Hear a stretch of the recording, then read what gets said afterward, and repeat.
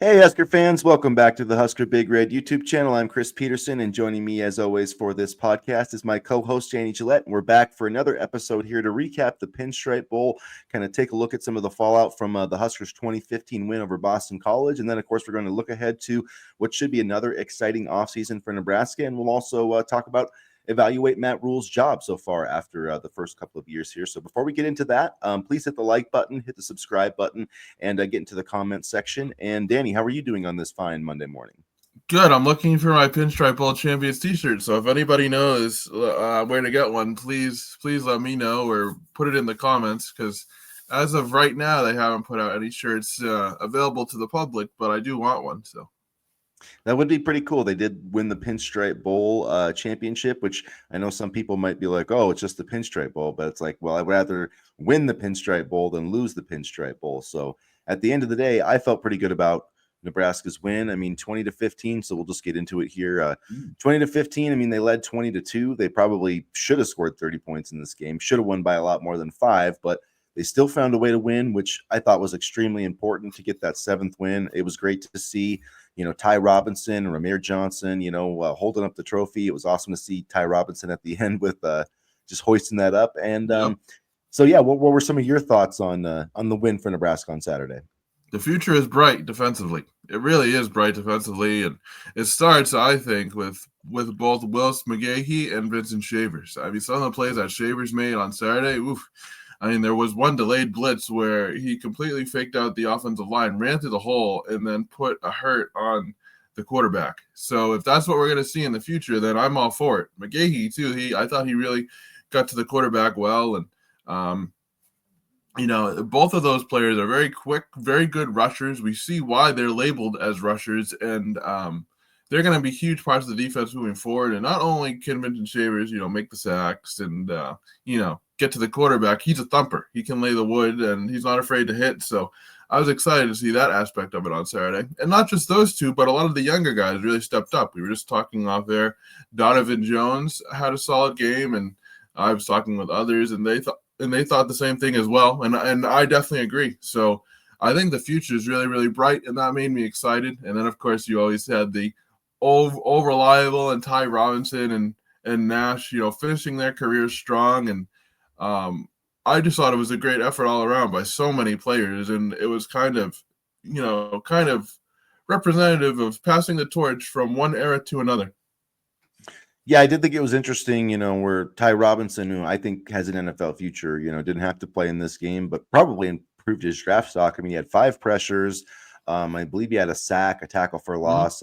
Just really, set the tone. He was out there blocking on the last, 4th and 1 for the offense, trying to get the first down.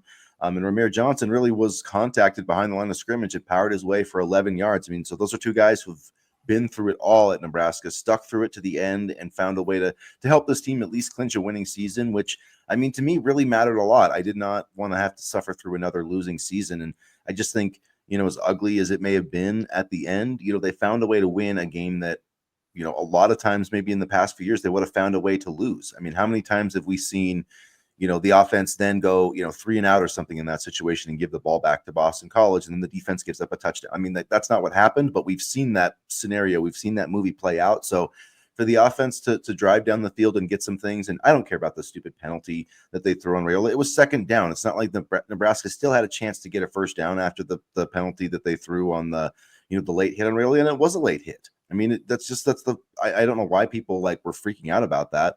Like, he was going to slide. The guy hit him while he was sliding. That's a penalty. Like, sorry, you don't like it, but that's the rule. I don't like it either, but that's the rule. And it, unfortunately, they protect quarterbacks. Do I think it probably should have been a penalty? Maybe not. But, at the end of the day, Nebraska still, I think, would have picked up the 3rd down. Like, that's not the reason they were able to win that game. Boston College had plenty of opportunities, and they couldn't stop them. So I thought that was a great job by the offense of kind of, putting the game away. And sure, I think that, some people criticize the play of Rhule. I thought he played. I mean, he was 22 of 30 for 222 yards, had a touchdown, an interception. It was a sloppy day. Yeah, I wish he would have had the first interception back, but I mean, he missed a couple of deep balls, and yes, he has things to work on, but for the most part, if he plays like that on Saturday, Nebraska can win a lot of games with that production at quarterback. I agree, and if the offensive line continues to play like they did on Saturday, then they can win a lot of games as well. I know people like to rag on the offensive line, but I thought they had another strong game, and they've had strong games for the past couple games now. So, I think that unit is trending upwards, and they've had their moments where they've struggled this season, but by and large, I see an improvement from last year. Yeah, and I'm looking at the PFF grades, which I mean, I don't put that much stock into it. Like, I just don't. But if you look at like Gunnar Gatula, he gave up one hurry and he had a really good. He had the highest pass or the second highest pass grade, excuse me, of anybody on the offensive line. Loftoski had the best at an 85.9. Didn't give up a single pressure. So you look at those two guys are both going to be back. Did a nice job. Justin Evan Jenkins, whatever you want to call him, one hurry. So I mean, he did a nice job. So I feel like you've got at least three pretty solid players there, and I think they're looking for a couple of guys in the transfer portal, one tackle probably, maybe two. I feel like they need tackle more than interior depth, but they probably need a center or a guard, somebody, because I think Evan Jenkins can play center, but if you can go out and find like a really good center, like no point in I guess moving him over. So I feel like they've got probably two of their inside guys, Loftoski and Jenkins, Justin Evan Jenkins. I feel like you've got that there, and then probably Gatula, I guess, is going to start at left tackle, and just hope he can continue to improve. Maybe if they got a left tackle, they could move him to the right side, like whatever. But seems like a couple offensive linemen coming there. But I guess, to talk about the defense, I was impressed with Donovan Jones before we kind of lose track of that, and the fact that he came out and started and like nobody knew that. I thought all three young defensive backs, Caleb Benning, Amari Sanders, I thought all three of them played well, which I think, kudos to John Butler, who's been coaching those guys this season. Yeah, and I think it's a good omen that they played so well. It speaks to the preparation of Butler and the defensive staff, and it makes me feel very excited about where the defense could be headed next season. Yeah, and like you said, Shavers, that was one of the best performances. I mean, maybe not, I won't say that, but it got me excited about, what his future could be at Nebraska. 6 tackles, 2 tackles for loss, forced fumble. He had the sack. Just, one of the plays that I thought was one of his best plays that, is not going to show up necessarily in the box score, but it was like 3rd and 1. And, Grayson James, the Boston College quarterback, had like a check down, and he clearly thought it was going to be an easy first down. And there was a gap there, like a 5-yard gap, and Vincent Shavers closed that like nothing. And the guy got 0 yards.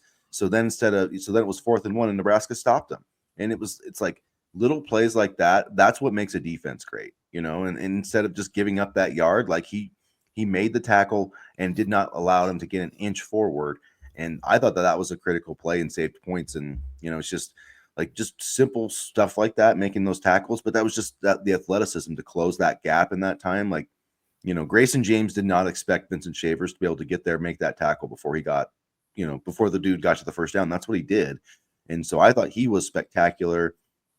McGahee, I thought, did a good job. I liked what I saw from Keona Davis and Riley Van Poppel. Jordan Ochoa, flashed in there in the few snaps that he got. So I like, and then you had Williams Naweri, or however you say his last name, when you add him to this front, and Jalen George. I think the defensive line, I think, is going to be all right.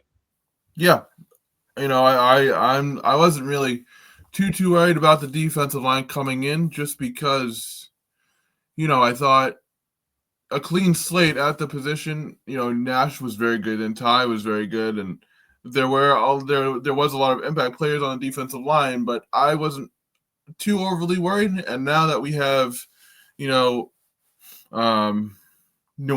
for example, and Van Poppel, and we saw how they did on Saturday and how well they performed, I feel very comfortable where the defensive line, is moving forward. Yeah, I'll still be interested to see if they try to add a nose tackle at some point. I'm guessing that Elijah Judy can maybe play in that role a little bit. We'll see how that works out.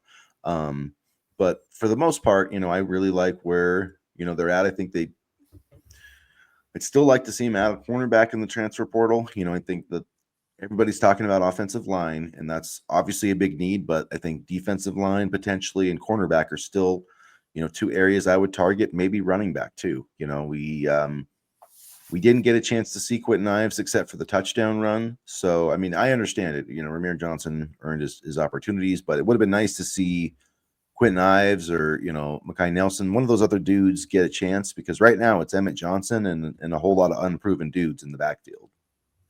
Yeah, and so they're either going to go with what they have on the roster or, try to get somebody from the transfer portal. And I think even though they're unproven, I do think they can make stuff happen. Like Ives had the touchdown run. He's a very physical runner, can run through the hole quickly. So it will be interesting to see if they go after somebody in the transfer portal. I know, there's been reports that Emmett didn't really want them to go after a transfer portal running back, and that was one of his guarantees to coming back, but we'll see. I mean, that was before Dante Dowdell left, so who knows?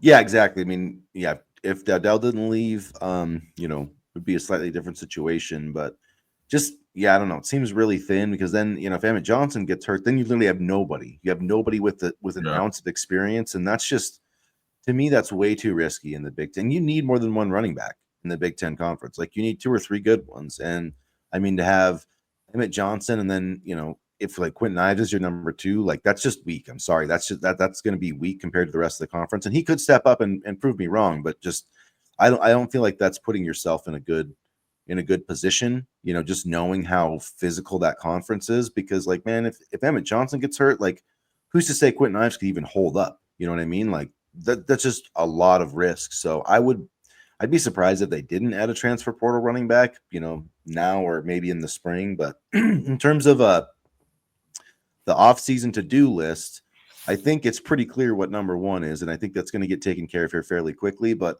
I mean, after the Pinstripe Bowl on Saturday, Matt Rhule said that special teams needed a complete overhaul, and obviously, it's pretty hard to do a complete overhaul with the same person coaching the unit. So I think the writing's on the wall for Ed Foley. I believe his contract is expiring. I think you said January 1st. So I believe so. Yeah, the new fiscal year. I mean, yeah, it would make sense. New fiscal year, January 1st. So I don't know. I'd have to check on that, but whether his contract is expiring or not, he needs to be fired immediately. Like, either if his contract is expiring, that's fine, but if not, he needs to be fired, and they need to get somebody else in there, because like they did almost lose that game, because I mean, like the snap, like the blocked PAT, I could have lived with that. If that was the only thing that happened, I could have lived with it, because our long snappers have been horrible, and we were bringing in a new long snapper. So like but the blocked punt to me is inexcusable. That just is inexcusable. Yeah. Bill O'Brien and his staff clearly saw something that they could do, and they saw a hole in the protection and just blitzed right up the middle. And so that, to me, that's not a player issue. That's just a scheme issue. You didn't scheme it up very well, and they didn't block it up very well, like whatever the case may be. But you just can't have that happen. You cannot have that happen. Like, if you punt that ball away, Boston College, maybe if they put together a drive, then like maybe they score and try an onside kick, maybe, after like they used all their timeouts to get down there, they would have had to driven the entire length of the field. But instead, you give them a touchdown essentially with 5 minutes left in the game and put your offense in a spot where they have to go pick up some first downs, just because you couldn't execute a basic punt block. And this is the type of thing that's been happening like repeatedly with this program and with Ed Foley. And we haven't had a ton of protection issues, but didn't they have a blocked punt earlier this year too? I know it didn't really hurt us. I want to say like against Northern Iowa or somebody. I just can't remember, or maybe Rutgers. Like, I know Bushini. I think it might have been Rutgers, because I know Bushini got hit one time, and that wasn't good either. Yeah, and there was and then I know the Purdue game had some problems with field goal blocking. I do remember that, or field goal protections, excuse me, which led to blocked field goals. So. And then, I mean, this might not be on Ed Foley, but I hated the second field goal. I hated the fake field goal attempt. I thought that was so stupid. I thought that was one of the dumbest calls I've ever seen in my entire life. Like, I mean, I get not kicking the field goal, but like, why in God's name, if you're like, okay, well, we're not going to go for it because, like our snap to the weather or whatever, which I don't think was the issue. I think they were just trying to be cute. It's like, keep your offense out on the field, man. You already tried a fake. You're not gonna convert 2 fakes in a row. They're already going to be alerted to the fake. And so I just thought that was terribly, conceived and executed. I thought the idea behind it was terrible, and the execution matched it. So to me, that was a horribly wasted opportunity. And then the next drive they had a 4th and 3 and scored a touchdown and they went for it. It's like, yeah, you should have done that the time before, but that's probably more of a Matt Rhule thing than Ed Foley, but still that was horrible. Yeah, Boston College had nothing. They couldn't pass. They got lucky with the run game because Robichaud is I didn't realize how low to the ground Robichaud, their running back, was, but when he's that low to the ground, he could just slip through the offensive line. I really wasn't too worried. I mean, Boston College, they played well and with their style in the ACC, but when it came to matching against Nebraska, they really didn't scare me too much, honestly. And it might have been different. Well, probably would have been different if Castellanos was there, but by that point, I wasn't really too worried. Yeah, I mean, I wasn't sweating it out. I mean, Grayson James was their quarterback for the last month, and I mean, I know that they struggled. Their offense wasn't that great, but yeah. I mean, they had the ball inside the 35 5 different times, and we held them without points. So I mean, like, they did move the football in that game. Nebraska just came up with timely stops, but at any rate, like, whatever you think about the other team, that was still I still think that was one of the dumbest fake field goal tries I've in history of football. That was just really boneheaded. But anyway, doesn't really matter. But I mean, that just goes to the fact that Nebraska, they also had 2 other basically like goal to go opportunities, and they got 0 points twice. Those made me upset more than the fake field goal, honestly, because their fake field goal was one of them though, because they had 1st and goal there. The other one, yeah, close. The other one, not the fake field goal, but the other one. Yeah, it's just those instances, those are things that that's how a game that should be a blowout turns into a close game. You have that and the stupid giving away 10 points on special teams, and Nebraska should have won this game like 31-10 easily. So, I mean, hopefully that they will find a way to, like, at some point they've got to stop doing that stuff. They've got to get the ball in the end zone, in the red zone. They've got to stop killing themselves on special teams. But for the most part, they found a way to get to 7-6. And obviously they need a new special teams coach. That has to happen. I don't know. People keep talking about. I don't think Bill Bush is coming back, you guys. Like, I really don't think that's happening. Thank you for saying that. Please, I'm just so sick of the Bill Bush. I mean, he coached 1 year for us he was the defensive coordinator or he was the special teams coach for like 4 games. I don't know why people have this like obsession that Bill Bush is going to come back and be like the greatest special teams coach of all time. I like the guy. I'm sure he would do a fine job, but like, if Matt Rhule wanted to hire Bill Bush, he would have hired Bill Bush already. It's not going to be Bill Bush. Please stop talking about it. Thank you for saying that. If you want to say more, please, I'll give you the floor. I'm not even kidding. Because I'm tired of it too. Why would he leave a cushy radio gig to go back and coach? He said he doesn't want to coach. He said, and like, he's a great guy. I'm not saying that he's a bad guy at all. Like, I have a lot of respect for Bill Bush, and he's a really good person. But, if he wanted to coach by now, like you just said, he would. And why would he leave that radio gig? I wouldn't. It's a really good gig. Well, and I'm like, if Matt Rhule wanted him, he would have hired him 2 years ago. He didn't want him. Like, it's just because he coached at Nebraska under Scott Frost doesn't mean that he needs to coach under Matt Rhule. Like, go get a young guy. Everybody wants Mike Vrabel back, and I'm like, what has Mike Vrabel done in Tennessee? Zippo. So I don't know what this obsession with Mike Vrabel is. But anyway, I don't want to go down that rabbit hole. But yeah, I mean, people were talking about him as the DC too. It's like, my God, I just do not. I like Bill Bush. He was fine, but like, I don't get the obsession with I don't either. It's like every time we have, like, next time we have the offensive coordinator vacancy, I'm going to start seeing Bill Bush pictures up here. Let's call Bill Bush to call the offense. Like, just chill out, man. Bill Bush is not the answer to all of our coaching problems. Let's call Coach Osborne and see if he wants to come back too. But see if he can call the plays still. I think that's our problem. Like, I think fans just love and I think this is indicative of the administration too.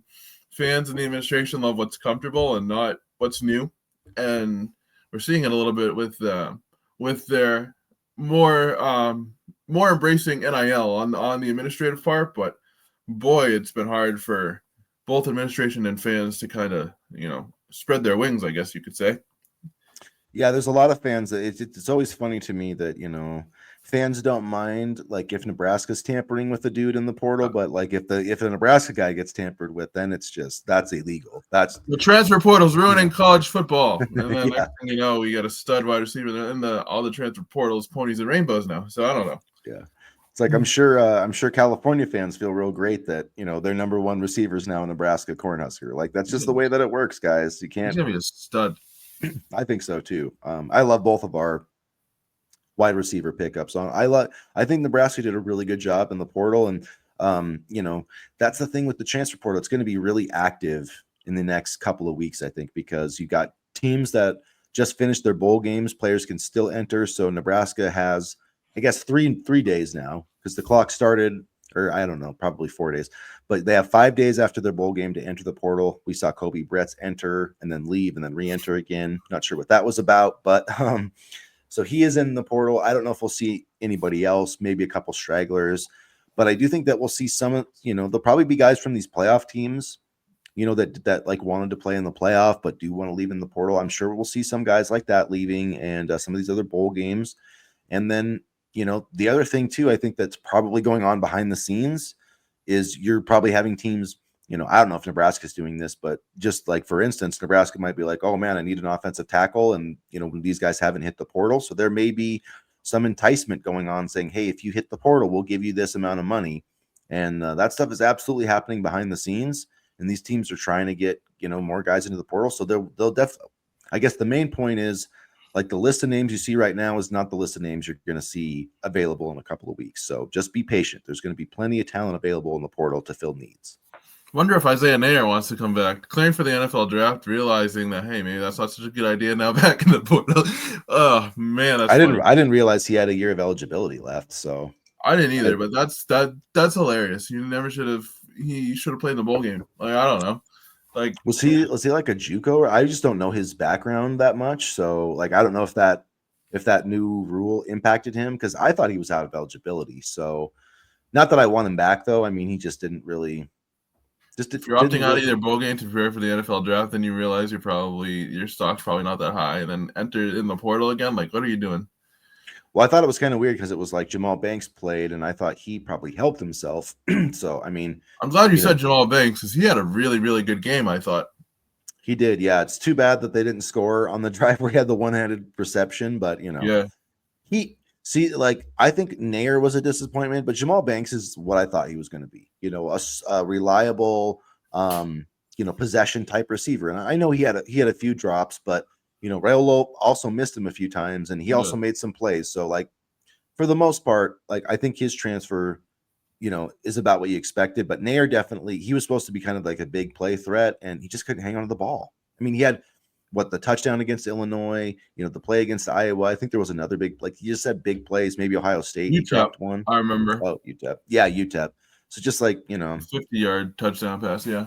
But yeah, so what else? Do you have anything else on the off-season to-do list here? In the transfer portal, are there any other needs or like positions that you think they have to target? No, I think they're honestly pretty set. It is going to be interesting to see how certain positions shake out, like the wide receiver room. I think that's a position I'm going to be watching. The emergence of the young core in the linebacker room. I don't know if Christian Jones and Dawson Merritt are going to necessarily be sitting on the bench next year. They are very talented players, and when you couple that with a veteran, I'll say, like Deshaun McCullough, I mean, I think the linebacker room is going to be worth watching this spring. I wouldn't be surprised to see some of these freshmen start right away because they're extremely talented, and then when you add a guy like McCullough in there as well, I mean, that's a pretty good linebacker room, if I do say so myself. To me, I think the starting linebacker room is McCullough, McGahee, and Shavers. I think that's. And then Jones and Merritt, I think will play from there. I know there was Rob Dvorak, I think on one of his interviews or something, mentioned about trying to get Javin Wright an extra year. I think that they said that they were applying for that. I'm not sure. I think I heard something about Deshaun Singleton too.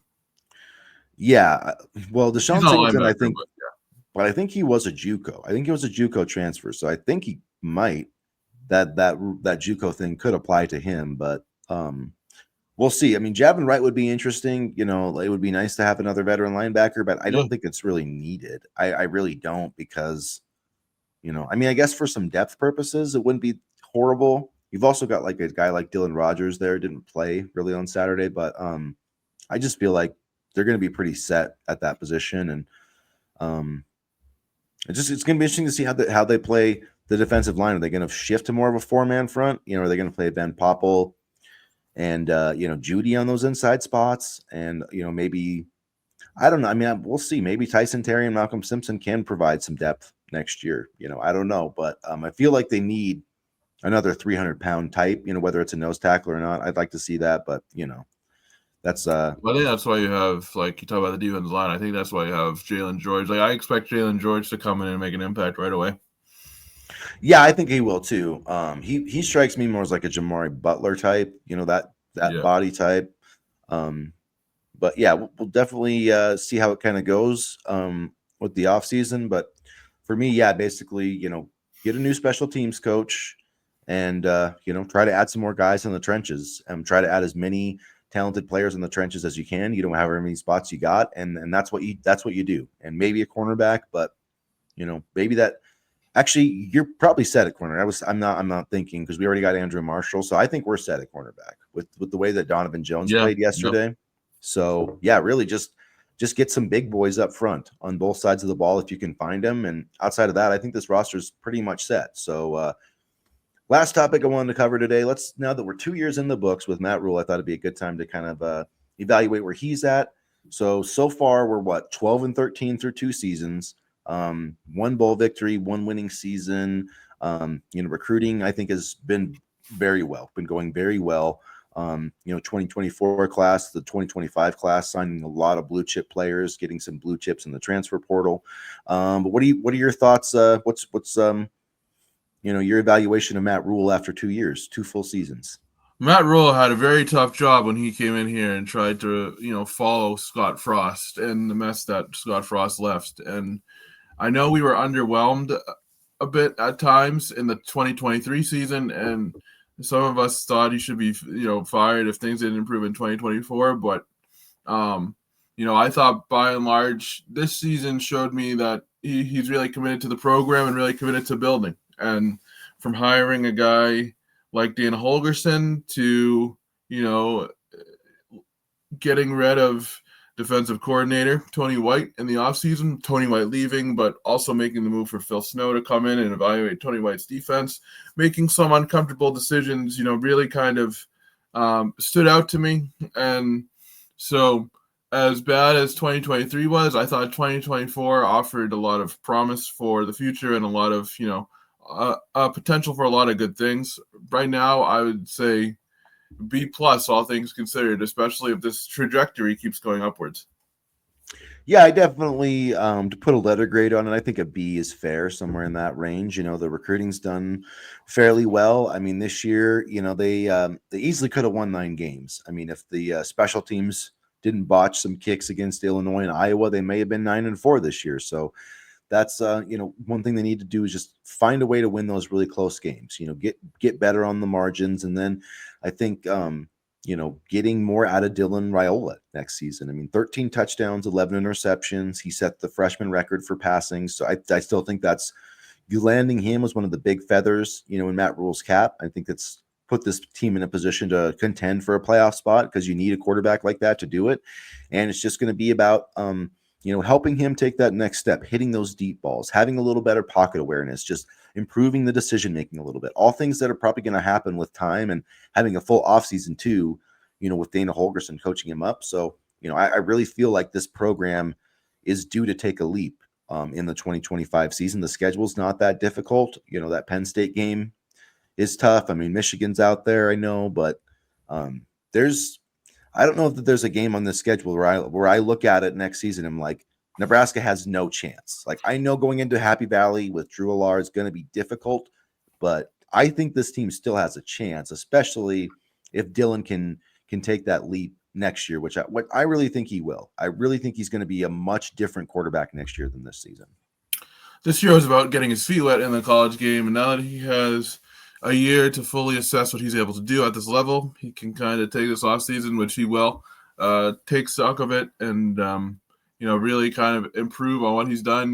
I thought people that wanted him to be benched or to sit, without an injury reason were crazy. But I think that, when you look at his overall skill set, his ability to get the ball out quickly, his ability to make reads, the touch on his throws, I think we have a very talented quarterback here in Raiola, and I'm curious to see what he'll be able to do for a follow-up act with much better weapons heading into his second year. Yeah, much better weapons. The offense should be much more dynamic. Hopefully, maybe they'll add a running back, some offensive linemen. But overall, I think Nebraska football is trending in the right direction. So that's a positive thing at the end of the season. So enjoy this bowl victory, you guys. It's our first bowl win in 9 years, our first winning season in 8 years. Let's enjoy it. Let's not. I know a lot of you have tried to sully it with your negative attitudes, but and sometimes people say that I'm negative, but I'm not. I'm not poo-pooing this Pinstripe Bowl championship. I'm right with you there, Danny. I will get a Pinstripe Bowl T-shirt if they have one, or maybe a nice polo. I'm not sure, but I maybe a asked hat. Husker Hounds, so I'll let you know. I asked Husker Hounds yesterday if they had any shirts available, so I'll definitely let you know and send you the link if they do. But I'm waiting for one. So, anyways, let's celebrate this Pinstripe Bowl championship. And I guess everybody, the next time we talk, probably on Thursday, it'll be the New Year. So, Happy New Year. And we brought it in the right way with a Pinstripe Bowl victory. And we'll see what the new year brings for Nebraska athletics. So, if you haven't already, hit the like button, hit the subscribe button, get into the comment section. And as always, go Big Red. Go Big Red.